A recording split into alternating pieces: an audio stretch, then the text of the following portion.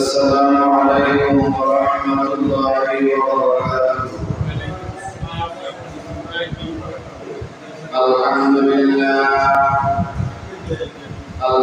لله نحمده ونستعينه ونستغفره ونعوذ بالله من شرور أنفسنا ومن سيئات أعمالنا من يهده الله فلا مضل له ومن يضلل فلا هادي له ونشهد أن لا إله إلا الله وحده لا شريك له ونشهد أن سيدنا وحبيبنا وشفيعنا ومولانا محمدا عبده ورسوله صلى الله عليه وعلى آله وأصحابه وبارك وسلم. أما بعد فأعوذ بالله من الشيطان الرجيم. بسم الله الرحمن الرحيم. يا بني آدم خذوا زينتكم عند كل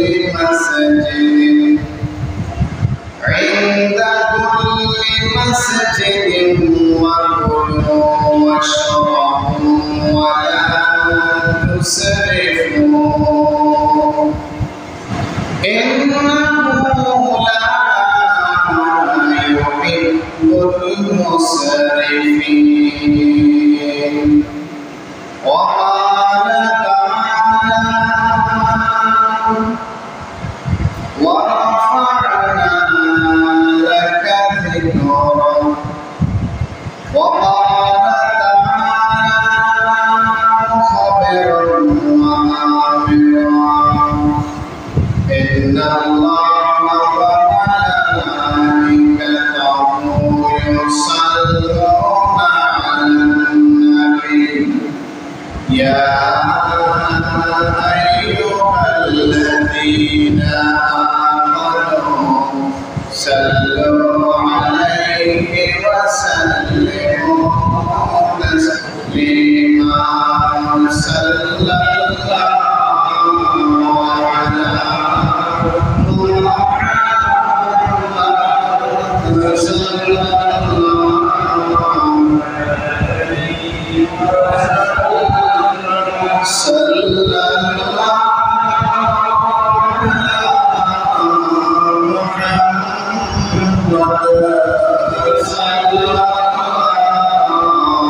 عليه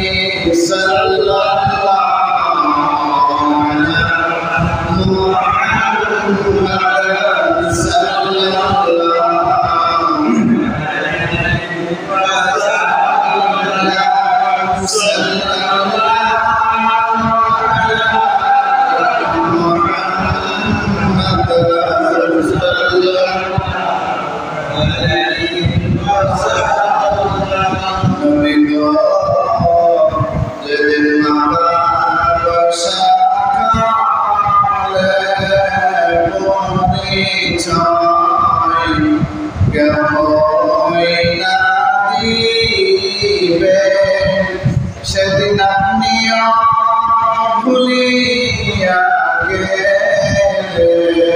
কি উপায় হবে হাসরে।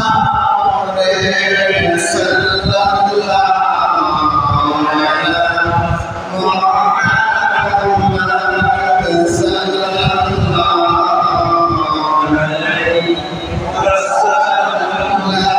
সাল্লাল্লাহু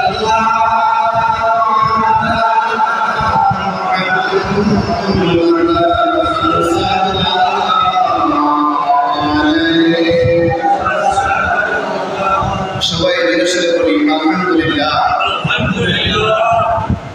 আল্লাহ সুবহানাহু ওয়া তাআলা আমাদেরকে আউয়াল ওয়াক্তে আল্লাহর ঘর মসজিদে এসে যার তাকদীরে যতটুকু পরিমাণ, যত রাকাত পরিমাণ নামাজ লিপিবদ্ধ ছিল, আমরা আদায় করার পর তাসবিহ তাহলিল পাঠ করার পরে, তাওবা ইস্তিগফার পাঠ করার পরে, দরুদ শরীফ পাঠ করার পরে, কোরআন তেলাওয়াত করার পরে আমরা কোরআন ও হাদিসের আলোকে গুরুত্বপূর্ণ নসিহত শোনার জন্য আমি আদমকে করার জন্য বসিয়েছেন। তাই সকলে বলি আলহামদুলিল্লাহ। আরো শুকরিয়া আদায় করি আল্লাহ সুবহানাহু ওয়া তাআলা স্বয়ং আল্লাহর হাবিব মুহাম্মদুর রাসূলুল্লাহ সাল্লাল্লাহু আলাইহি ওয়াসাল্লামের উম্মত করে আমাদেরকে পাঠানোর জন্য। তাও আলহামদুলিল্লাহ। পূর্বেকার জামানার পয়গম্বরগণ নিজেরা কেঁদেছেন যে আল্লাহ শেষ নবী সাইয়্যিদুল মুরসালিন রাহমাতুল লিল আলামিন শাফিউল মুজনিবিন মুহাম্মদুর রাসূলুল্লাহ সাল্লাল্লাহু আলাইহি ওয়াসাল্লামের উম্মত বানান। আমরা কি আল্লাহকে একবার বলেছি? কথা বলেন না কেন? আল্লাহর সাথে কি আমাদের আগে কথা বলার কি সিস্টেম ছিল? ছিল তো না। আল্লাহ আমাদেরকে অত্যন্ত ভালোবাসেন বিধায়, আল্লাহ আমাদেরকে অত্যন্ত আদর করেন বিধায়, আল্লাহ আমাদেরকে অধিক মহব্বত করেন বিধায় আল্লাহর হাবিব মুহাম্মদুর রাসূলুল্লাহ সাল্লাল্লাহু আলাইহি ওয়াসাল্লামের উম্মত করে আমাদেরকে সৃষ্টি করেছেন, পাঠিয়েছেন। সুবহানাল্লাহ। আজকে খুব গুরুত্বপূর্ণ কথা বলবো। আমরা আজকে কথা বলবো সুস্বাস্থ্যের জন্য 10টি আমল। কে চায় আমি অসুস্থ থাকি? কেউ কি চায় আমি অসুস্থ থাকি, আমি অসুস্থ হই, আমি রোগগ্রস্ত হই, আমি রোগী হই? এটা কেউ কি চায়? চায়। সেই দিকে খেয়াল করে সুস্বাস্থ্যের জন্য 10টি আমল সম্পর্কে আপনাদের সামনে মহাগ্রন্থ আল কোরআন এবং নবী করিম সাল্লাল্লাহু আলাইহি ওয়াসাল্লামের অসংখ্য অগণিত বাণী মুবারক অর্থাৎ হাদিস থেকে আমি আপনাদের সামনে কথা বলবো ইনশাআল্লাহ। প্রথমে শারীরিক সুস্থতার জন্য আমরা 5টি নির্দেশনা মানলেই চলবে। কয়টা নির্দেশনা? 5টি। এর মধ্যে আমাদের উচিত প্রথম আমরা তাকওয়া, পরহেজগারি, খোদাভীতি অর্জন করব। তাকওয়া অর্জন করব, খোদাভীতি অর্জন করব, পরহেজগারি, সবগুলো একই কথা, সবগুলো একই কথা। নবী করিম সাল্লাল্লাহু আলাইহি ওয়াসাল্লাম বলেছেন, সহিহ বুখারীর হাদিস, মানুষের মাঝে 2টি নিয়ামত রয়েছে। কয়টি নিয়ামত? এই 2টি নিয়ামত এর প্রতি বা 2টি নিয়ামতকে মানুষ অবহেলা করার কারণে মানুষ পরবর্তী জীবনে গোটা জীবনটাই ক্ষতিগ্রস্ত হয়। কয়টা? এর মধ্যে একটা হলো সুস্থতা। আমি সুস্থ আছি, আমি যদি আমার দেহের যত্ন না নেই, আমি যদি আমার অঙ্গ প্রত্যঙ্গের যত্ন না নেই, আমি যদি ভালো ভালো খাবারগুলো না খাই, আমি যদি খারাপ খাবার, পচা, দুর্গন্ধযুক্ত, ময়লাযুক্ত, ভাইরাসযুক্ত খাবার খাই, খাইতে খাইতে এক সময় এখন আমার ইঞ্জিন ভালো, খাইতে পারতেছি, হজম হয়ে যাচ্ছে, কিন্তু এগুলোর ভিতরে ভাইরাস আকারে তৈরি হচ্ছে, এগুলোর জার্ম ভিতরে রয়েছে, জার্ম, জীবাণু। তাহলে একটা অবহেলা মানুষ করে সুস্বাস্থ্যের। সুস্থ থাক, সুস্থ আছে তখন সে দেখেন নিজের অঙ্গ প্রত্যঙ্গের যত্ন করে না। অসুস্থ যখন হয় তখন আমরা সবাই বাঁচি। কথা বলেন না কেন? এখন মেডিকেল সায়েন্স প্রমাণিত গরুর গোশতের মধ্যে সমস্যা আছে। সাধারণ একটা মানুষ, সাধারণ যার গায়ের মধ্যে অ্যালার্জি নাই, সে যদি অধিক পরিমাণে গরুর গোশত খায়, ভক্ষণ করে, তাহলে তারও অ্যালার্জি হওয়ার সম্ভাবনা বেশি। আপনারা তো জানেন। এখন খেতে হবে কিভাবে? বেশি না কম না মিডিয়াম? পরিমাণ মতো খেতে হবে। আমরা তো, আমি আমার কথাই বলি, আগের কথাটা বলি, যখন কোরবানির সময় আসতো আমাদের ওইদিকে সিস্টেমটা ছিল, আমার বাড়ি থেকে কিন্তু এখানে আমার জন্মস্থান ব্রাহ্মণবাড়িয়া, ওই দিকের নিয়মটা ছিল কি, কোরবানি দেওয়ার পরে গোশত ভাগ বাটোয়ারার পরে রান্নার জন্য নিয়ে যেত। আপনারা কোনো কলিজা খান না গোশত খান? আগে কলিজা আগে। আমাদের ওইদিকে ওই ব্রাহ্মণবাড়ির ওইদিকে এই গোশতটা খা, ওটা একবারে বড় বড় পিস যেগুলো রাখে হবে পাখিরা খালি গোশত, যে যত খাইতে পারে আলহামদুলিল্লাহ। তো ওই সময় তো কোনো হিসাব নিকাশ নাই, খেতে আসে। ওই অবস্থায় আমরা যেভাবে খেতে পারি, আমরা পরবর্তীতে অন্য কোনো জায়গায় যেভাবে ট্রাই করি, যেমন বিভিন্ন অনুষ্ঠানে গেলে, বিভিন্ন জিয়াফতে গেলে, বিভিন্ন আকিকা অনুষ্ঠানে গেলে, এক কথা অনুষ্ঠানে গেলে ট্রাই করি। মিথ্যাটা বলবো না, সত্যটাই বলি, ট্রাই করি। ওখানে সেটা কোরবানির গোশতের মধ্যে স্পেশাল একটা রহমত থাকে। আপনারা জানেন, আমি অত্যন্ত অসুস্থ থাকা সত্ত্বেও আলহামদুলিল্লাহ গোশত খাওয়ার পর আমার কোনো সমস্যা হয় না। পাশাপাশি একটা সুন্নতি খাবার যোগ করছি। কি খাবার? সুন্নতি খাবার। আল্লাহর হাবিব মুহাম্মদ রাসূলুল্লাহ সাল্লাল্লাহু আলাইহি ওয়াসাল্লামের খুঁজতে সাহাবী নবীজির হুজরা মোবারকে গেলেন। নবীজিকে হুজরা মোবারকে পাইলেন না। কোথায়? হুজুর অমুক জায়গায় দাওয়াতে গেছেন। সহিহ হাদিস আছে, হুজুর সাল্লাল্লাহু আলাইহি ওয়াসাল্লাম দাওয়াতে গেছেন। তো উনি গিয়ে দেখতেছেন হুজুর সাল্লাল্লাহু আলাইহি ওয়াসাল্লাম কদু আর গোশত তাকবীর দিয়ে দেখাইতেছে। সুবহানাল্লাহ। কদু আর কি? গোশত। আমি রিসার্চ করে দেখেছি, আপনি যদি 1 কেজি গোশতের মধ্যে একটা কদু, মিডিয়াম সাইজের একটা কদু দেন, ইনশাআল্লাহ 750%, 1000% যদি ধরা হয়, তাহলে 750% যে গোশতের মধ্যে ক্ষতিকর বিষয়গুলো আছে ওগুলো থাকবে না ইনশাআল্লাহ। সুবহানাল্লাহ বলবেন না? সুবহানাল্লাহ। আমার কথা কি আপনারা বলছেন? জি।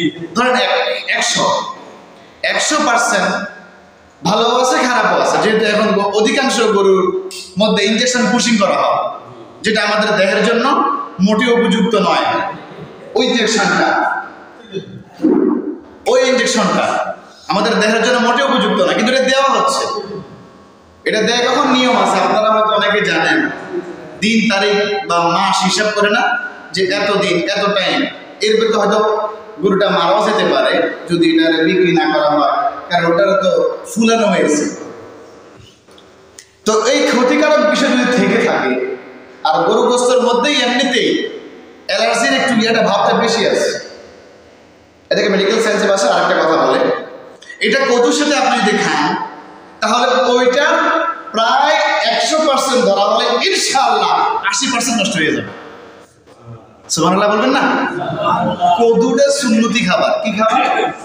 কোন অবস্থাতে আপনার সামনে কদু আসলে না করবেন না। কদু আসলে কি করবেন না? না করবেন না। তবে যদি কারো অ্যালার্জির সমস্যা থাকে, কেউ ইসা মাছ দিয়ে, মানুষ বেশিরভাগ এটা পছন্দ করে, ওই সময় না করা লাগে। তাই আগে থেকে জানাই দেবেন যে আমরা কদু খাই, ঠিক আছে, কিন্তু অন্যান্য মাছ দিয়ে, অ্যালার্জি জাতীয় মাছ দিয়ে না। আর খালি কদু পাকাইলে কিন্তু স্বাদ আছে। আপনারা গোশতের সাথে ট্রাই করছেন না? জানেন, ট্রাই করে দেখিয়ে। আলুর চাইতেও মজা, পেঁপের চাইতেও মজা, আরো কি আছে, কুমড়ার চাইতেও মজা। কদু দিয়ে গোশত দিয়ে পাক করে খাই। আর খাইতে খাইতে বেশি বেশি শুকরিয়া আদায় করবেন। আলহামদুলিল্লাহ, আলহামদুলিল্লাহ, তাকবীর দিবেন বেশি বেশি, আল্লাহু আকবার, আল্লাহু আকবার, তাকবীর দিবেন খাইতে খাইতে। এটা আমার নবী দিয়েছেন, আলহামদুলিল্লাহ বলেন। নবী অত্যাধিক খুশি ছিলেন ওই দাওয়াতে। নবী করিম সাল্লাল্লাহু আলাইহি ওয়াসাল্লাম কদু এবং গোশত খাইতে খাইতে তাকবীর নবী যখন দিতেছিলেন খুশিতে উচ্চ আওয়াজ হয়ে গেছে। সুবহানাল্লাহ বলেন। সাহাবী বাইরে দাঁড়ায় নবীজি তাকবীর এবং তাহমিদ আলহামদুলিল্লাহ শুনতেছেন। সুবহানাল্লাহ। এটা করা যাবে তো ইনশাআল্লাহ? চেষ্টা করি। তাহলে আমরা আমাদের সুস্থতাকে আমরা গুরুত্ব দেই না। 2 নাম্বার, অবসর সময়। আমরা অবসর সময় কাটাই কি করে? খেলাধুলা করে, গল্প গুজব করে, বিভিন্ন জনে বিভিন্নভাবে অবসর সময়টাকে নষ্ট করি। কিন্তু আফসোস, আমরা যে অবসর সময়টা পাইলাম, আমরা কোরআন তেলাওয়াত, আমরা হাদিস পড়া, আমরা দুরূদ শরীফ পড়া, জিকির আজকার করা, তওবা ইস্তেগফার করা, তাসবিহ তাহলিল পড়া, এর মধ্যে আমরা কাটাতে পারি না। যদি তাও না পারি, যিনি কোরআন তেলাওয়াত করছেন, যার কাছে কোরআন তেলাওয়াত শুনতে ভালো লাগে, সবার কাছে ভালো লাগবে, তেলাওয়াতকারী তেলাওয়াত বসে বসে শুনবো। তাও যদি আমার অপছন্দ হয় বা আমার সময় নাই, আমার কাছে অন্য একটা সুযোগ আছে, আমি আমার আলোচনা শুনবো, তাও আমার সময় নাই বা ওই জিনিসটার ব্যবস্থা নাই, আমি আমার এলাকার মহল্লার আলেমের কাছে আমি যাবো, গিয়ে দিনই মাসলা মাসায় জিজ্ঞেস করবো, জানবো, শিখবো, বুঝবো। অবসর সময়ের জন্য যখন মানুষকে প্রশ্ন করা হবে, তুমি তোমার অবসর সময়টা কিভাবে কাটাইছো, কেন এই সময়টা দুষ্টামি করে কাটাইছো, নিজের প্রশ্নগুলো নিজে কামড়াবে। নাউজুবিল্লাহ। আমরা আজকে শুনেছি, আমরা নিজের দেহের সুস্থতার দিকে আমরা খেয়াল রাখবো ইনশাআল্লাহ। কি বলেন? 2 নাম্বার, আমরা অবসর সময়টা দিনই কাজে ব্যয় করবো। কি কাজে? দিনই কাজে ব্যয় করবো। অবসর সময় কোনো খারাপ কাজে আমরা ব্যয় করবো না। এর মধ্যে 1 নাম্বার যে বললাম, 5টি বিষয় খেয়াল রাখতে হবে। 1 নাম্বার হলো অতিরিক্ত খাবার আমরা খাবো না। উনা পেটে খাবার খাওয়া, আপনাদের কি বলে, মানে আপনি খাবার খেয়েছেন, তো খাবার খাওয়ার পরে উঠছেন, মনে হয় আবার খাইতে পারবেন, এরকম একটা, এটাকে উনা পেট বলে। আমরা রিচার্জের ভাষায় বলি যে আপনি কম খাবেন। আপনার খাওয়াটার উদ্দেশ্য হবে মনকে সন্তুষ্ট করা না। খাবারের উদ্দেশ্য কি থাকবে? মনকে সন্তুষ্ট করা উদ্দেশ্য থাকিবে। তো কেন খাবো? শরীরের জন্য। কেন? আমি এই খাবারটা খাইয়া আমি আল্লাহর ইবাদত বন্দেগী করব, তাহলে এই খাবারের মধ্যে সওয়াব দিয়ে দিবেন আল্লাহ। সুবহানাল্লাহ বলেন। আমি এই খাবারটা খাচ্ছি নামাজ পড়ার জন্য, কারণ আমি যদি খাবার না খাই, আমি যদি উপবাস করতে থাকি, তাহলে আমার শরীরটা দুর্বল হয়ে যাবে। এই দুর্বল থেকে আমার ইবাদত বন্দেগী করতে ভালো লাগবে না, মজা লাগবে না, তৃপ্তি আসবে না, মন বসবে না ইবাদত বন্দেগীতে। তাই আমি শারীরিক সুস্থতার জন্য যতটুকু খাবারের প্রয়োজন, পাশাপাশি এই শরীরকে সুস্থ রাখলে আমি আল্লাহর ইবাদত বন্দেগী করতে পারবো, আল্লাহর হুকুমগুলো নবীর তরিকা মোতাবেক মানতে পারবো, ওই খাবারটাই বরকতপূর্ণ হবে। সুবহানাল্লাহ। ওই খাবারের মধ্যে বেশি হবে না, মধ্যম অবস্থার খাবার, মিডিয়াম। কথা কি বুঝা গেছে? যেটা আপনি উঠে দাঁড়াইলে মনে হয় যে আপনি আবার খাইতে পারবেন, তার মানে আপনার পেটে কিছুটা জায়গাগুলো খালি আছে, এটা থাকা ভালো, এটা থাকা কি ভালো। এই সম্পর্কে আল্লাহ রাব্বুল আলামিন কোরআনুল কারীমের মধ্যে বলেন, ইয়া বানি আদম খুযু যিনাতাকুম ইনদা কুল্লি মাসজিদিন ওয়া কুলু ওয়াশরাবু ওয়া লা তুসরিফু ইন্নাহু লা ইউহিব্বুল মুসরিফিন। সুবহানাল্লাহ। আমার আল্লাহ বলেন, হে আদম সন্তানেরা, প্রত্যেক সালাতের সময় তোমরা সাজসজ্জা গ্রহণ করো। প্রত্যেক সালাতের সময়, প্রত্যেক নামাজের সময় তোমরা সাজসজ্জা গ্রহণ করিয়া তোমরা আল্লাহর ঘরের দিকে আসো। আমরা শ্বশুর বাড়িতে যাইলে ভালো কাপড় পরে সাজসজ্জা করি, বিয়েতে গেলে, দুনিয়ার কোন অনুষ্ঠানে গেলে, কিন্তু আমরা যে আল্লাহর ঘরে আসছি, তামাম আলমের বাদশা যিনি, তামাম আলমের মালিক যিনি, তামাম আলমের ইলাহ যিনি, তামাম আলমের উপাস্য যিনি, আমরা তার ঘরে আসছি, তার সামনে দাঁড়াবো। আমরা আমাদের নিজেদের ইনকাম সোর্স অনুযায়ী, নিজেদের আমাদের পরিমাণ অনুযায়ী, নিজেদের আমাদের কি অনুযায়ী, ইনকাম অনুযায়ী আমাদের যে সমস্ত পোশাকগুলো, ভালো ভালো পোশাকগুলো আছে, ওগুলো আমরা ভালোভাবে পরিধান করে আল্লাহর ঘরে আমরা আসবো। সুবহানাল্লাহ। আল্লাহ নিজেই বলছেন, হে আদম সন্তান, প্রত্যেক সালাতের সময় তোমরা সাজসজ্জা গ্রহণ করো। সুবহানাল্লাহ। প্রত্যেক সালাতের সময়। এটা হচ্ছে দ্বীনি পোশাক হতে হবে, তাকওয়ার পোশাক হতে হবে, খোদা বিরুদ্ধের পোশাক হতে হবে, আল্লাহ ওয়ালাদের পোশাক হতে হবে। আপনি এমন পোশাক পরবেন না যে পোশাকটা নবীজি পরেন নাই। আপনি এমন পোশাক পরবেন না যে পোশাকটা সাহাবায়ে কেরাম পরেন নাই। আপনি এমন পোশাক পরবেন না যে পোশাকটা তাবেঈগণ, তাবেঈনগণ, মুতাকাদ্দিমিন, মুতাআখিরিন, সালফে সালেহিনগণ পরেন নাই, ওলামায়ে কেরাম পরেন নাই। ওই পোশাক আপনি পরবেন না। তবে হ্যাঁ হুজুর, আমি তো অন্য পোশাক গায়ে নেই, ওটা দিয়ে নামাজ পড়লে কি নামাজ হবে না? নামাজ হবে, কিন্তু নবীজির সুন্নাত করে কেমন হবে? নামাজ হবে না। তাই আমি আপনাকে বলবো, নামাজ ছাড়া যাবে না। আপনি যে পোশাকটা গায়ে দিয়ে নামাজ পড়তেছেন সেটা দিয়ে নামাজ পড়তে থাকেন। আর আল্লাহর কাছে বলেন, আল্লাহ আমার মনের অবস্থাটা আপনি পরিবর্তন করে দেন। আল্লাহ আপনার হাবিবের সুন্নতি পোশাক আমার গায়ে আপনি তুলে দেন। আপনার হাবিবের সুন্নতি টুপি আমার মাথায় আপনি উঠাইয়া দেন। আপনার হাবিবের সুন্নতি পাগড়ি আমার মাথায় উঠাইয়া দেন। বড় আফসোস লাগে, আমরা কিছু কিছু বিষয় মানুষ মনে করি এটা হুজুরদের জন্য নির্ধারিত, হুজুররা মনে করি কিছু কিছু আলোচনা মানুষের জন্য নির্ধারিত, মুসল্লিদের জন্য নির্ধারিত। এটা না, এই পাগড়ি পরা নবীজির সুন্নাত। সাহাবাগণ পাগড়ি পরেছেন, নবী করিম সাল্লাল্লাহু আলাইহি ওয়াসাল্লাম পাগড়ি পরেছেন, ফেরেশতাদের পোশাকের মধ্যে পাগড়িটা আছে। সকল বিজ্ঞ ওলামায়ে কেরামগণ পাগড়ি পরেন, আপনিও করবেন, আমরাও করব। প্রথম কথা একটু কেমন কেমন লাগবে না? কিন্তু যখন আপনি পড়তে অভ্যস্ত হয়ে যাবেন, ঠিকই আপনি পাগড়ি পড়তে পারবেন। আমার নবী পড়েছেন, সাহাবায়ে কেরাম পড়েছেন, তাবেঈগণ পড়েছেন, তাবেঈগণ পড়েছেন, ওলামায়ে মুতাকাদ্দিমিনগণ পড়েছেন, মুতাআখিরিনগণ পড়েছেন, সালফে সালেহিন পড়েছেন, সকল ওলামা ফুজারা সকলেই তো পাগড়ি পড়েছেন। এমনকি ফেরেশতাদের পোশাকের মধ্যে পাগড়ি আছে। সুবহানাল্লাহ। আমিও পাগড়ি পড়ি। পাগড়ির 3 কালারের কথা আছে। কয় কালারের কথা? অনেকে এটা নিয়ে বাড়াবাড়ি করে, সাদা, কালো, সবুজ, 3 কালার। যেই কালারটা আপনার কাছে পড়তে মন চায় সেটা আপনি পড়িয়েন, কিন্তু একটার উপর আধিপত্য বিস্তার করিয়া এক ঘোরামিগিরি করিয়া মানুষকে বেদাতি হারামি ফতোয়া দিয়েন না। আমার কথাকে আপনারা বুঝেন? 3 প্রকার পাগড়ি। সবুজও পড়তে পারেন, কালোও পড়তে পারেন, সাদাও পড়তে পারেন। টুপি পরিধান করা সুন্নাত। কোন নবী টুপি ছাড়া ছিল না, কোন সাহাবী টুপি ছাড়া ছিল না। আমি আপনি কিভাবে টুপি ছাড়া হই? কথাকে বুঝেন? গোল টুপি, সাদা গোল টুপি সুন্নাত। হুজুর আমার মাথায় যে অন্য কালারের টুপি আছে, অন্য কেসেমের টুপি আছে, নামাজ হবে কিনা? 100% হবে, 100% হবে। গোল জুব্বা, নেসফ সাক জুব্বা, এটা পড়া নবীজির সুন্নাত। নবী সাল্লাল্লাহু আলাইহি ওয়াসাল্লাম কামিজকে অধিক ভালোবাসতেন। বহু হাদিসের কিতাবে রয়ে গেছে। আল্লাহর নবীর কাছে এক সাহাবী এসে বলল, ইয়া রাসূলুল্লাহ, ইয়া হাবিবাল্লাহ, এক কাপড়ে নামাজ পড়লে কি নামাজ হবে কিনা?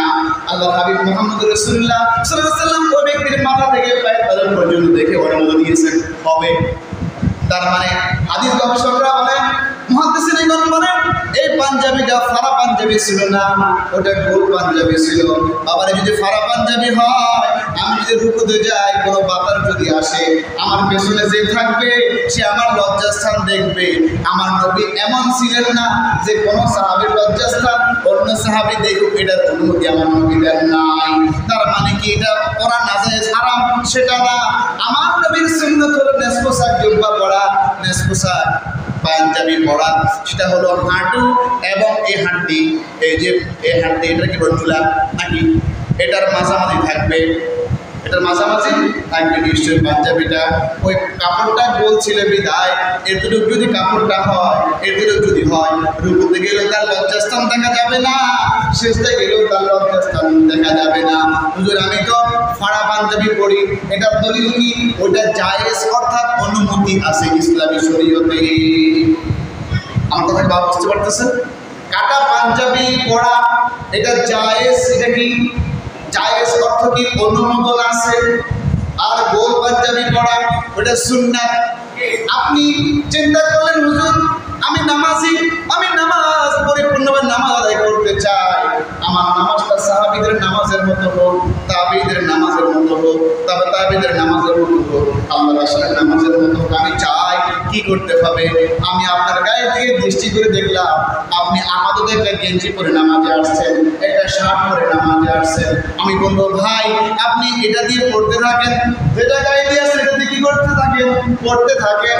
এরপর যখন আপনি আমাকে আমাকে মানবেন যে আমি আপনাকে ওস্তাদ মানছি, আপনি যেভাবে বলবেন সেভাবে শুনবো, আমি কোরআন সুন্নাহ মোতাবেক জীবন জিন্দেগি পরিচালনা করতে চাই, তাহলে আমি আপনাকে ঠিক 1 মাস পরে বা কিছুদিন পরে যখন দেখবো আপনার অবস্থাটা পরিবর্তন হয়েছে, তখন বলবো ভাই আপনি এটাকে ফুল হাতা করতে চেষ্টা করেন, যেহেতু এটা আধা হাতা হাতা কাটা, হ্যাঁ আপনি এটাকে ফুল হাতা করতে চেষ্টা করেন। বাবারে এমন কোন নবী, এমন কোন রাসূল, এমন কোন পয়গম্বর কোন মানুষকে ডাইরেক্টলি সার্চ করিয়া দরিয়া সুলিয়া খুলিয়া ইসলামের মধ্যে প্রবেশ করায় না, করেছে?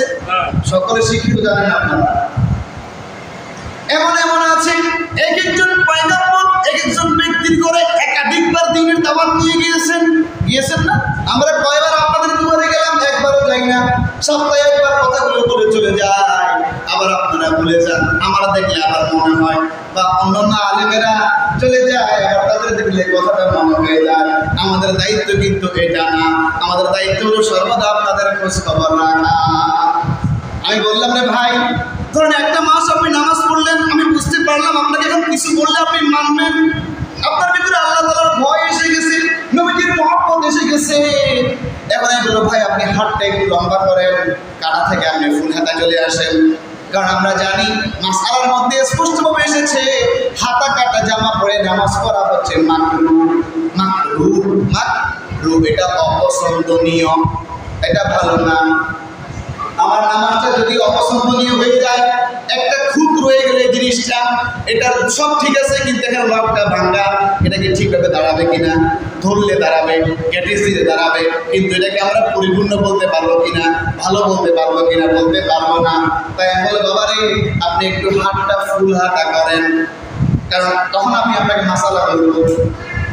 আধা হাতা কাটা বা হাতা কাটা জামা পরে নামাজ পড়া মাকরুহ, আপনার হাতাটা ফুল হয়ে গেল, হয়তো গেঞ্জি, না হয় শার্ট, না হয় ফতুয়া, তখন আমি দেখবো একজন বিজ্ঞ আলেম দেখবে আপনার মধ্যে পরিবর্তন আসতেছে, আপনি আরো কিছু চাচ্ছেন, আপনি আরো ভালো কিছু চাচ্ছেন।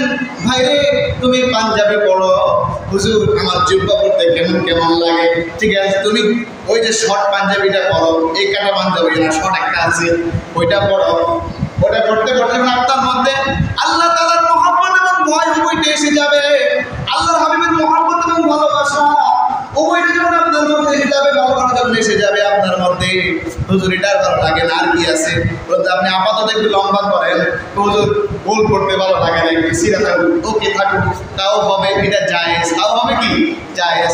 আপনি চলে আসলেন কাটা পাঞ্জাবি দিয়ে, একটু লম্বা কাটা বাজিয়ে চলে আসলেন। এরপর আমি যখন দেখবো একজন হকারি আলেম, যখন ডাক্তার যখন দেখবেন এই রোগীটার রোগটা ধীরে ধীরে সারতেছে, এমন একটা ডোজ দেওয়া দরকার কিন্তু ওই রোগটা তার মধ্যে আবার না আসে। এখন একজন হকানি আলেমের কাজ হবে ওই ব্যক্তির অবস্থা অবলম্বন করা, হঠাৎ করে চাপিয়ে দেওয়া নয়। শুনবে নিজ থেকে বলবে হুজুর আপনার মতো গোলযোগ করা পড়তে ভালো লাগে, বলুন বাইরে তুমি সিলাই আনাও, আগামী সপ্তাহ থেকে বা আগামী অক্ট থেকে ওইটা পরে নামাজে আসি, এভাবে আনতে হবে, এভাবে আনতে হবে। এরকম আপনি অমুক, আপনি তমুক, আপনি জাহান্নামী, আপনি কাফের, আপনি বেঈমান, এটির পর মানুষকে ধরুন হুজুর এটা কি বলেন? আসছিলাম ইসলামের পরিপূর্ণভাবে বিষয়গুলো মানতে, কিন্তু আপনি না বইলা আপনি আমার গরম দুইটা কথা বলে তারাই দিলেন, তো নামাজে পড়ুন না। আমি যে আপনাদেরকে বলছি একটুগুলোকে আপনাদের কাছে ভালো লাগে নাই কথাগুলো, বাবা কথা বলেন না কেন?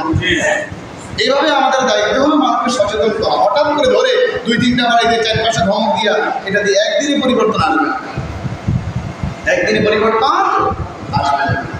আমার কথা কি আপনারা বুঝতে পারতেছেন? এইভাবে আমরা নিয়মিত আমলগুলো নিজের উদ্যোগে করে দেব।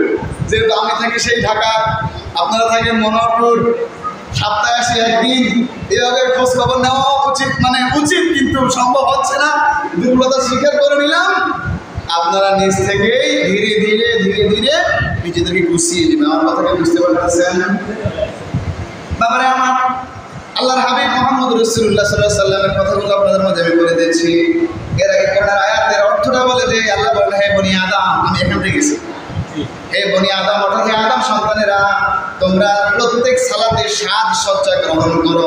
আমরা বন্ধুর বাড়িতে গেলে সাজসজ্জা গ্রহণ করি, আমরা শ্বশুর বাড়িতে গেলে সাজসজ্জা গ্রহণ করি, আমরা বেড়াতে গেলে সাজসজ্জা গ্রহণ করি, আমরা বিয়েতে গেলে সাজসজ্জা গ্রহণ করি, আমরা যখন নামাজে আসি আমাদের কাপড় এখান দিয়ে পাড়া, ওখান দিয়ে সিরা, এখান দিয়ে কোথা খাওয়া দেখা যায়।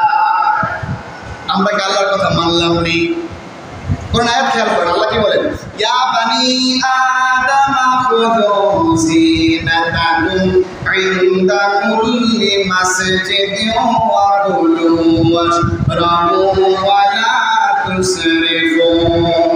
আল্লাহ বলেন, হে আদম সন্তানেরা, প্রত্যেক সালাতের সময় তোমরা সাজসজ্জা গ্রহণ করো। সুবহানাল্লাহ। এই সাজসজ্জা গ্রহণ করে তোমরা আমার ঘরে আসো। এটাই তো বুঝা যায় তামাম আলমের সম্রাট, তামাম আলমের মালিক, তামাম আলমের ইলাহ এর ঘরে আমরা যাচ্ছি, বাইতুল্লাহ আমরা আসতেছি। আমরা যদি ওখানে উত্তম সাজসজ্জা, উত্তম পোশাক না পরে আসি, যদি ভালো সুগন্ধি আতর ব্যবহার করে না আসি, আমার গায়ের গন্ধ যদি, কারণ আল্লাহর ঘরের মধ্যে বহু ফেরেশতারা বিচরণ করেন, ফেরেশতাদের গায়ে যদি আমার দুর্গন্ধ লাগে তারা কষ্ট পাবে, এটাও লাগানো যাবে না। যেভাবে বাইরে গেলে বিভিন্ন জায়গায় যেভাবে আপনি সাজসজ্জা করে আপনার চতুর্দিকে আপনি সুগন্ধ যুক্ত করে আপনি যান, আল্লাহর ঘরে আসতেও আমি এইভাবে আমাদেরকে আসতে হবে। কথা বুঝে গেছে? এরপরে আল্লাহ বলেন, তোমরা খাও, পান করো, অপচয় করিও না। ওয়াকুলু ওয়াশরাবু, আর তোমরা খাও এবং পান করো। ওয়ালা তুসরিফু, তোমরা অপচয় করিও না। কথা বললাম না আপনাদেরকে, খাবার অপচয় করা যাবে না। যতটুকু মনে চায় আপনার পেটে জায়গা ধরবে আপনি ততটুকু খাবেন। পেট নষ্ট হবে এত বেশি খাবেন না। পেট একবারে খালি থাকবে তাও খাবেন না, এতটুকু খাবেন না। খাবেন মধ্যম পন্থায়।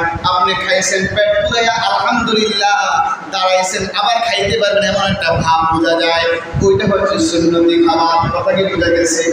আল্লাহ বলে, তোমরা খাও এবং পান করো, সাবধান তোমরা অপচয় করিও না, অপচয় করিও না, তোমরা অপচয় করিও না।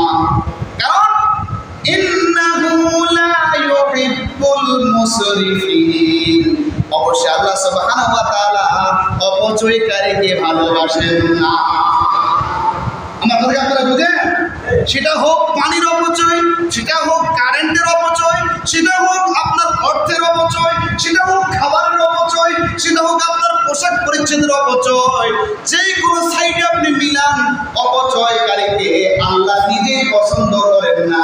যদি আমি অপচয় করে থাকি, আমি যত ভালো সাজসজ্জা গ্রহণ করি না কেন, যত ভালো টাইটেল লাগাই না কেন, যত বেশি জানি না কেন, বুঝি না কেন, নিজেকে দাবি করি না কেন, আমার আল্লাহ আমাকে ভালোবাসেন না, আমার আর লাভ আসেনি। কথা বলেন না কেন? আমি যে মাছ ধরার জন্য বড় পাত্রটা নিলাম, পাত্র নিচে দিয়ে ছিদ্র, মাছ সারাদিন বড় বড় মাছ পাইছি, ঢুকাইতেছি, চিন্তা করলাম বিকালবেলা আলহামদুলিল্লাহ অনেক মাছ ধরে ফেলেছি, আলগি দিয়ে দেখি, পরে দেখি যে একটা মাছও নাই, খেয়াল করে দেখলাম নিচে দিয়ে ছিদ্র, আমার অবস্থাও তেমনই হবে, হবে না? তাইলে আমাদের উচিত হবে আমরা কোনো অবস্থাতে কোনো ক্ষেত্রে আমরা অপচয় করবো না। গ্যাসের চুলা অপচয় করবো না। আপনার দিকে কি লাইনের গ্যাস না সিলিন্ডার গ্যাস? আমাদের ওদিকে লাইনের গ্যাস পাওয়া সেভাবে অপচয় করে রে বাবা, জ্বালায় রাখে, অটো আছে, কোনো সমস্যা নাই। বুঝাইলে বুঝে না। এই অপচয়টা আল্লাহর দরবারে জবাবদিহিতা করতে হবে। কিভাবে জবাব দিব আমরা? 2 নাম্বার হলো আল্লাহ সুবহানাহু ওয়া তাআলার কথাগুলো আমাদেরকে এভাবে মানতে হবে। 2 নাম্বার হলো উপকারী এবং বরকতময় খাবার আমরা গ্রহণে অভ্যাস করতে হবে। উপকারী এবং বরকতময় খাবার আমরা গ্রহণ করব। কোনো অপকারী, এর মধ্যে উপকার নাই, কল্যাণ নাই, এমন হারাম খাবার আমরা খাবো না। আমরা খেজুর খাবো, জমের পানি পান করব, আমরা জৈতুনের তেল খাবো, মধুও খাবো, কালো জিরার তেলও খাবো ইনশাআল্লাহ। এরপর কিয়ামুল লাইল করবো, মানে রাত্রির নামাজ। রাত্রের নামাজ বহু রোগের শিফা, বহু রোগের শিফা রাত্রির নামাজটা, শেষ রাতের নামাজটা। ফজর আজানের 1 ঘন্টা আগে উঠে গেলেন, ওটা ভালো করে ওযু করে আপনি কাঁদবেন, যা চাইবেন ইনশাআল্লাহ আল্লাহ আপনাকে দিয়ে দিবেন। ওই সময় বান্দার আল্লাহর মধ্যে কোনো পর্দা থাকে না। সুবহানাল্লাহ। বান্দা যা চায় তাই আল্লাহ দিয়ে দিবে। উল্টা বান্দাকে আল্লাহ ডাকি ইনশাআল্লাহ। এরপর আমরা ব্যায়াম করবো। এটা কিভাবে? পায়ে হাঁটে অভ্যাস করবো, একটু বেশি হাঁটাচলা করবো, শরীর চর্চা করবো। এরপর আমরা কি করব? আমরা বিভিন্ন রোগীদেরকে যখন দেখতে যাব, আমরা দেখতে গিয়ে তাদের জন্য দোয়া করবো, বদদোয়া দিব না। আমরা শারীরিকভাবে পরিশ্রম করব। তাহলে আমি আপনাদেরকে সংক্ষেপে বলে দেই, সুস্বাস্থ্যের জন্য আমাদের 10টি আমল করব। কয়টা আমল? সুস্বাস্থ্য লাভের জন্য কয়টা আমল করবো আমরা? 1 নাম্বার, আমরা 5 ওয়াক্ত নামাজ আদায় করব। কি করব? 1 ওয়াক্ত নামাজ, আরেক ওয়াক্ত নামাজ, অর্থাৎ ফজর পড়লাম, জোহর পড়লাম, আসর পড়লাম, মাগরিব পড়লাম, ইশা। হাদিস শরীফে আছে 1 ওয়াক্ত নামাজ আরেক ওয়াক্ত নামাজের গুনাহের কাফারা। সুবহানাল্লাহ। যদি আমরা কবিরা গুনাহ থেকে বেঁচে থাকি, আমরা ফজরের নামাজ পড়লাম, ফজরের নামাজ থেকে আজকে জুম্মার নামাজ পর্যন্ত আমাদের অনিচ্ছাকৃতভাবে যতগুলো গুনাহ আমাদের হয়ে গেছে, ওই গুনাহগুলো অনিচ্ছাকৃতভাবে সগীরা গুনাহগুলো আমরা জুম্মা এবং অথবা জোহর পড়ার মাধ্যমে আল্লাহ তাআলা মাফ করে দেবেন। এভাবে আমরা জোহর থেকে আসর, আসর থেকে মাগরিব, মাগরিব থেকে এশা, এশার থেকে আবার ফজর। সুবহানাল্লাহ বলবেন না? আমরা নিয়মিত 5 ওয়াক্ত নামাজ পড়ি, আমাদের দৈহিক আর্থিক সুস্থতা দিবেন আমার আল্লাহ সুবহানাহু ওয়া তাআলা। সুবহানাল্লাহ বলবেন না? 2 নাম্বার, একটি দোয়া বেশি বেশি করে পড়বেন। এই দোয়াটি হাদিস শরীফে এসেছে, সহিহ মুসলিম কিতাবুজ যিকর ওয়াদ দুআ ওয়াত তাওবাত ওয়াল ইস্তিগফার, বাবু কালাহাতুদ দুআ বিতা'জিলিল উকুবাতি ফিদ দুনিয়া, 2688 নম্বর হাদিস। এটি দোয়াটি এভাবে এসেছে, আমরা সবাই জানিও দোয়াটি। আল্লাহুম্মা আতিনা ফিদ দুনিয়া হাসানাতাও ওয়া ফিল আখিরাতি হাসানাতাও ওয়া কিনা আযাবান নার। কোরআন শরীফ আয়াত, রব্বানা আতিনা ফিদ দুনিয়া হাসানাতাও ওয়া ফিল আখিরাতি হাসানাতাও ওয়া কিনা আযাবান নার। সুবহানাল্লাহ বলবেন না? অর্থাৎ হাদিস শরীফে যেটা বলি, আল্লাহুম্মা আতিনা ফিদ দুনিয়া, হে আমার পরওয়ারদিগার, আপনি আমাদেরকে দুনিয়াতে কল্যাণ দান করুন। আল্লাহুম্মা, হে আমাদের পরওয়ারদিগার, আল্লাহুম্মা আতিনা ফিদ দুনিয়া, হে আমাদের পরওয়ারদিগার, আপনি আমাদেরকে দুনিয়াতে কল্যাণ দান করেন। ওয়া ফিল আখিরাতি হাসানাতান, এবং আপনি আমাদেরকে আখিরাতেও কল্যাণ দান করেন। সুবহানাল্লাহ। ওয়া কিনা আযাবান নার, আমাদেরকে জাহান্নামের শাস্তি থেকে আপনি রেহাই দেন। আল্লাহর নবী একজন রোগীকে দেখতে গেলেন। ওই রোগীটা, ধরেন আমি একটু মোটামুটি স্বাস্থ্য আছে না আমার, আমি মানুষটা শুকিয়ে শুকিয়ে আমার হাড় গলিয়ে শুকিয়ে যাচ্ছে। নবী করিম সাল্লাল্লাহু আলাইহি ওয়াসাল্লাম একজন রোগীকে দেখতে গেলেন। ওই রোগীটার শুকাতে শুকাতে এমন একটা উপক্রম হলো, তার হাড়ির মজ্জা পর্যন্ত শুকিয়ে যাচ্ছে। আল্লাহ নবী বলেন, তুমি কি দোয়া করো, তুমি কি চাও আল্লাহর কাছে? আমি চাইতেছি, আল্লাহ আমাকে আখিরাতে শাস্তিগুলো না দিয়া আমার দুনিয়াতে আমার শাস্তিগুলো আপনি দিয়া দেন। আল্লাহ নবী সুবহানাল্লাহ, এটা কি তুমি বললা? আল্লাহর শাস্তি সহ্য করার মতো এমন মানুষকে পৃথিবীতে আসেনি, এটা তুমি করিও না, বরং তুমি বলো আল্লাহুম্মা আতিনা ফিদ দুনিয়া হাসানাতাও ওয়া ফিল আখিরাতি হাসানাতাও ওয়া কিনা আযাবান নার। যারা পুষ্টিহীনতায় ভুগতেছেন, তারা বেশি বেশি দোয়াটি করবেন। যারা অসুস্থ আছেন তারা বেশি বেশি দোয়াটি করবেন। যারা চিকনা মানুষ আছেন, মোটা হতে চান, মানে স্বাস্থ্য স্বাভাবিকভাবে হোক, স্বাভাবিক স্বাস্থ্য হোক, স্বাস্থ্য স্বাভাবিক হোক, একটু মধ্যম পন্থায় থাকি, এই দোয়াটি বেশি বেশি পড়বেন। যে কোনো সমস্যার কারণে শারীরিক, এই দোয়াটি বেশি বেশি পড়বেন। এটা কিন্তু কোরআন শরীফের আয়াত। রব্বানা রব্বানা আতিনা ফিদ দুনিয়া হাসানাতাও ওয়া ফিল আখিরাতি হাসানাতাও ওয়া কিনা আযাবান নার। আপনি রব্বানা দিয়ে পড়তে পারেন, কোরআন তেলাওয়াত হয়ে যাবে। আল্লাহুম্মা লাগায়া আতিনা, আল্লাহুম্মা আতিনা ও রব্বানা আতিনা। রব্বানা আতিনা বললে কোরআন থেকে হবে, আল্লাহুম্মা আতিনা বললে হাদিস থেকে হবে। কথাটা বুঝে গেছে? সহিহ মুসলিমের হাদিস পড়তে রাজি আছেন ইনশাআল্লাহ? এটা কমন আছে না? এটা কমন তো? জি। বলেন তো, সবাই বলেন তো দেখি। রব্বানা আতিনা ফিদ দুনিয়া হাসানাতাও ওয়া ফিল আখিরাতি ওয়া কিনা আযাবান নার। এটা কোরআন হাদিসের আমল। আমরা মোটা মানুষ পড়লে আমাদের শরীরের অন্যান্য সমস্যা থাকলে দূর করে দিবেন কে? আল্লাহ। এটা কোরআন এবং হাদিসের আমল, এটাতে রিঅ্যাকশন হবে না। কথা কি বুঝতে পারছেন? মোটা মানুষের মাঝে মাঝে খুব কষ্ট পায়, অনেক সময় অনেক কিছু ওজন বাইরে যায়, এটা করবেন, ব্যায়াম করবেন। কথা কি বোঝা গেছে? 3 নাম্বার হলো অধিক পরিমাণে আমরা ইস্তিগফার পাঠ করব। বাবারে, এখন যে সমাজ, বর্তমান যে অবস্থা, আমাদের পরিবেশটা এমন হয়ে গেছে, ডানে তাকালেও গুনাহ হবে, বামে তাকালেও গুনাহ হবে, সামনে তাকালেও গুনাহ হবে, পেছনে তাকালেও গুনাহ হবে, উপরে তাকালেও গুনাহ হবে, নিচে তাকালেও গুনাহ হবে। কেমনে? আপনি যখন বাজারে যাবেন তখন আপনার এই গুনাহ হবে না? কথা বলেন না কেন? বেগানা নারী যদি আপনার চোখের সামনে পড়ে, একবার পড়লো অনিচ্ছা সত্যি দৃষ্টি গেলে এটা গুনাহ লাগা হবে না। দ্বিতীয়বার তো চলতে গেলে আবার নজর পড়বে কি পড়বে না, তো ওইটা তো গুনাহ লেখা হবে। এটা আমি বিভিন্ন বললাম চতুর্দিক নিয়ে কথা বুঝতে পারছেন? এই জন্য বেশি বেশি পড়বেন আস্তাগফিরুল্লাহ। ছোট্ট ইস্তিগফার কি করবেন? আস্তাগফিরুল্লাহ, আস্তাগফিরুল্লাহ, অর্থাৎ আল্লাহ আপনি আমাকে ক্ষমা করে দেন। অথবা আস্তাগফিরুল্লাহ রাব্বি মিন কুল্লি যামবিন ওয়া আতুবু ইলাইহি, অর্থাৎ আস্তাগফিরুল্লাহ আমি ক্ষমা প্রার্থনা করছি আল্লাহর কাছে। আস্তাগফিরুল্লাহ আমি আল্লাহর কাছে ক্ষমা প্রার্থনা করতেছি। রাব্বি যিনি আমার প্রতিপালক, মিন হতে কুল্লি সমস্ত যামবিন গুনাহ, ওয়া আতুবু ইলাইহি আমি সব গুনাহ ছেড়ে দিয়ে আমি আমার আল্লাহর দিকে ফিরে আসতেছি। তাও যদি না পারেন করবেন রব্বানা ظلمنا أنفسنا وإن لم تغفر لنا وترحمنا لنكونن من الخاسرين ربنا হে আমাদের প্রতিপালক ظلمنا আমরা জুলুম করেছি, আনফুসানা আমাদের নিজের উপর নিজেরা বাড়াবাড়ি করেছি, জুলুম করেছি, অপরাধ করেছি। ওয়া ইল্লাম তাগফির লানা আল্লাহ আপনি যদি আমাদেরকে ক্ষমা না করেন, ওয়া তারহামনা যদি আপনি আমাদেরকে মাফ না করেন, লানাকুনান্না মিনাল খাসিরিন আমরা বরবাদ হয়ে ক্ষতিগ্রস্তদের অন্তর্ভুক্ত হয়ে যাব।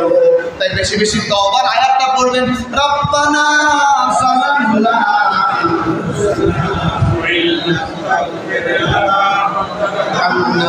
لنكونن من الخاسرين ربنا ظلمنا أنفسنا وإن لم تغفر لنا وترحمنا। আল্লাহর নবী উম্মতদেরকে আরেকটা দোয়া শিক্ষা দিয়েছেন। নবী উম্মতরা আমার তোমরা এই দোয়াটি পড়িও। সাহাবায়ে কেরাম এই দোয়াটি সকালে 3 বার পড়তেন, সন্ধ্যায় 3 বার পড়তেন, নবীজিও পড়তেন। সুবহানাল্লাহ বলেন। আল্লাহুম্মা আফিনি ফি বাদানি, আল্লাহুম্মা আফিনি ফি সামঈ, আল্লাহুম্মা আফিনি ফি বাসারি, লা ইলাহা ইল্লা আনতা, আল্লাহুম্মা ইন্নী আউযু বিকা মিনাল কুফরি ওয়াল ফাকরি, আল্লাহুম্মা ইন্নী আউযু বিকা মিন আযাবিল কবরি, লা ইলাহা ইল্লা আনতা। অর্থাৎ আল্লাহুম্মা আফিনি ফি বাদানি, ও আমার পরওয়ারদিগার আপনি আমাকে শারীরিক সুস্থতা দান করেন। সুবহানাল্লাহ। আল্লাহুম্মা আফিনি ফি বাদানি, বলেন আল্লাহুম্মা আফিনি ফি বাদানি, হে আল্লাহ আপনি আমাকে শারীরিক সুস্থতা দান করেন। এটা তো মেন না। শরীর যদি আমার খারাপ হয়, নামাজ পড়তে ভালো লাগে না, কোরআন তেলাওয়াত করতে ভালো লাগে না, দুরূদ পড়তে ভালো লাগে না, জিকির করতে ভালো লাগে না, তাসবিহ তাহলিল পড়তে আমার ভালো লাগে না, কোনটা ভালো লাগবে না, শরীর যদি খারাপ, বাজার করতে ভালো লাগবে না, বউয়ের সাথে সবচেয়ে আদরের বউ থাকে তার সাথে মিষ্টি মিষ্টি কথা বলতে ভালো লাগে না, আসলে মহাবের কথাটাও রাগ মনে হয় যদি আমার শরীর খারাপ থাকে। দোয়া করবেন আল্লাহুম্মা আফিনি ফি বাদানি, আল্লাহুম্মা আফিনি ফি বাদানি, হে আল্লাহ আপনি আমার শারীরিক সুস্থতা দান করেন।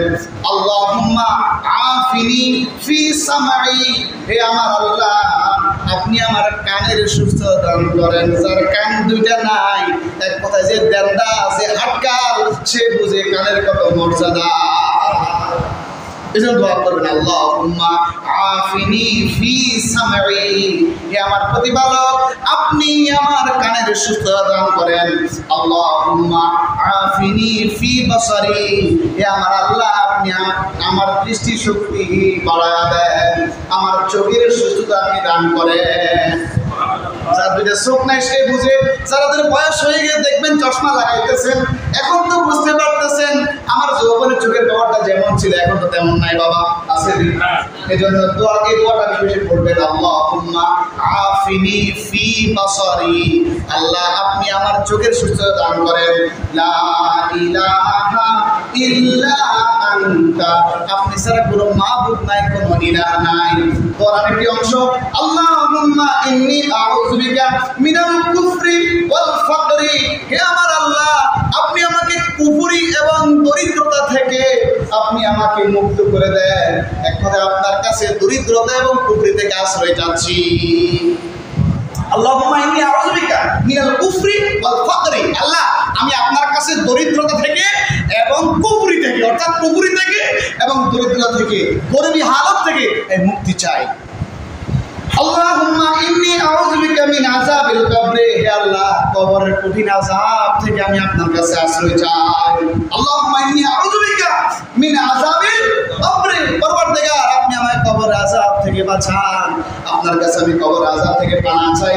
লা ইলাহা ইল্লা আনতা, আপনি ছাড়া কোনো ইলাহ নাই, আপনি ছাড়া কোনো মাবুদ নাই। আজকে দূরে পর্যন্ত থাক। আমরা শারীরিক সুস্থতার জন্য যে 10টি আমল করা প্রয়োজন, এর মধ্যে 5টি বলেছি আলহামদুলিল্লাহ।